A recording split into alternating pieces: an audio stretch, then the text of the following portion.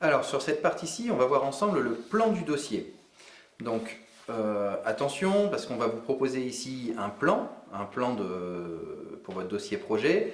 Bien entendu, il faut vous en inspirer et respecter les étapes essentielles, mais vous pouvez vous le personnaliser, intervertir certains chapitres si vous le souhaitez, à condition bien sûr que le tout reste cohérent. Attention toutefois à ne pas supprimer des étapes primordiales, comme par exemple le budget ou le rétro-planning, sur lesquels certains candidats pourraient se sentir moins à l'aise, mais que le jury ne manquera pas de souligner au moment de l'oral, et ils viendront justement vous questionner d'autant plus sur cet échange oral.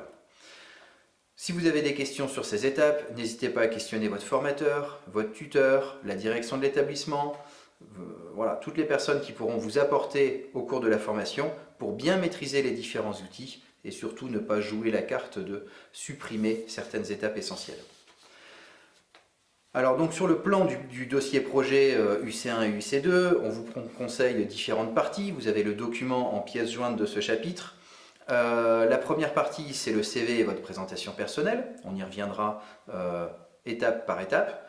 Donc le plan que je vous présente là, bien entendu, chaque étape sera détaillée dans les différents chapitres qui vont suivre. Donc le CV et la présentation personnelle, je viens de vous en parler. La présentation du contexte, avec le contexte géographique, la zone de chalandise, les zones de concurrence, qui pourront aussi alimenter le fait de mieux comprendre où se situe l'établissement. La présentation de la structure d'accueil. Donc une fois qu'on a vu l'extérieur de la structure d'accueil, essayez de mieux comprendre comment elle-même fonctionne de l'intérieur. On essaiera de comprendre son organigramme, les fréquentations, les chiffres clés, son fonctionnement, son mode de fonctionnement. Le plan du site, les horaires, les tarifs, les plannings, etc. Tout ça, ce sont des éléments qu'on va vous demander et qu'il vous faut récupérer le plus vite possible auprès de la direction de votre structure. Une fois qu'on aura toutes ces informations, on attaquera la partie 4 de votre chapitre, de votre dossier projet. Donc dans cette partie, on va analyser la situation, c'est-à-dire compiler toutes les informations qu'on a pu regrouper depuis le début, en utilisant notamment certaines matrices pour analyser les éléments et définir la problématique que vous aurez retenue, sur laquelle vous proposerez une solution, ce sera votre projet. Le cinquième chapitre, bien sûr, c'est le projet en lui-même.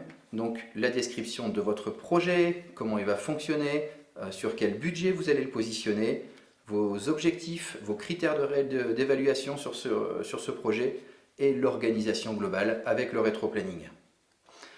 Enfin, on finira par l'évaluation de votre projet. Si vous avez défini justement des objectifs et des critères d'évaluation, c'est pour pouvoir évaluer la réussite de votre projet. Donc on analysera a posteriori ces critères, on fera le point sur les objectifs visés et vous y proposerez les remédiations ou les évolutions nécessaires à travers le bilan.